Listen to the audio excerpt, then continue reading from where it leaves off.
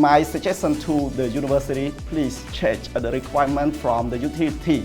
We will not just provide the solution or programming to students because based on my experience, when students they graduate a bachelor degree, master degree from the international, from university, we need to provide training more to the people. So it seems like new for them to learn. They spend a couple of years to understand more about the grid modernization, about the smart city, about the Internet of Things. That is a great requirement from the university. Why the university never think about that?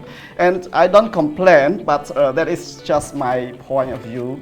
They are smart at the technical already. So just give them the idea, the topic for research and development. I think when graduate a bachelor degree, they can work for the fourth industry revolution.